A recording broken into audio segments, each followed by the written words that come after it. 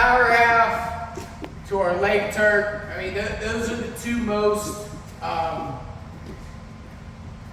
probably the two moves you see most from top. They're the most effective. Now, we're gonna get into how to set up our bars from there, and we can get our hammer locks from there.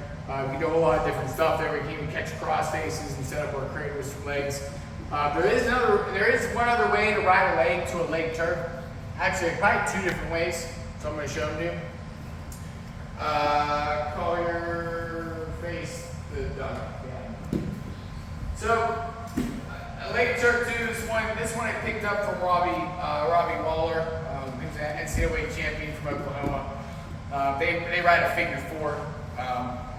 The wide knee stuff is kind of like an acre leg series. Obviously, Jim's really good at legs. Then I've adapted it throughout the years a little bit. And then this one I picked up off Robbie. It's a little bit different. It's a figure four, so it's a little bit different bar. So when you come here, it's the same thing. I'm going to bump him when we get my leg in. I'm going to bring it down here. Now, the difference is now, instead of having wide legs, I'm going to figure four it here. Okay? I'm going to figure four. Now, as I figure four, my left leg's still the same concept. My left knee's going to be out, but I'm going to get a nice figure four here, nice and high. Okay? Now, when I figure four, I don't run any bars, or I don't run, not bars, I'm sorry. When I run a figure four, I usually don't run a power half, just for the mere fact that when I figure four, you can see that my weight and my body's back a little bit. Right? When I'm wide, I'm way up here, so I can figure four and hug this thing to my chest and be powerful. When I ride a figure four, you can see it just takes my hips back a little bit, so like I don't have that length that I'm comfortable riding a power half. You can run it. For me, I just don't have that length. So I like to ride this figure four into my leg Turk. It's very similar. I'll be here, I'll come over. All right, so from here, once I figure four, I'll put this one on the outside. As I do that, I'll come across, I'll rip his head over and up. Actually, I take that back. Rewind, it's even gonna be easier for you. Yeah.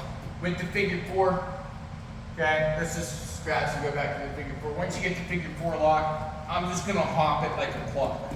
Okay, and this is one of those times where we are gonna go in a circle. Okay, we're gonna go from 6 o'clock, go all the way, try to hop all the way to 3 in a circle. As I do that, I'm posting my hand, and I'm posting, and I'm not letting his head move. I'm just posting, and I'm hopping. As I hop, I'm going to continue to kind of move this hand a little millimeter by millimeter towards me as I hop in a circle, and you're going to bend his back in this position here, and you'll get your backwards. Is that a lot of pressure, Carter? It's a lot of pressure. Okay? If I don't move, Carter, if I get off, you can see, move. You can see that he's in that position where his back's bent again. In that nice position where I'm going to get my swipes. Okay? So for this one, same thing, we're going to bump. I'll bump. Here I might not even, here I might just, there's different variations for everything. I'm going to get my weight forward, so here I just might go a little spiral where I'm catching this armpit. When I spiral, I like to go to the armpit because the armpit is attached to what? Body, right? If I spiral down here, his arm's attached to his shoulder, he can move his arm, right? I don't want to move his hand. I want to bump him to move his body forward. So just a little bit different variation sometimes. Whistle blows, I'll come here and bump.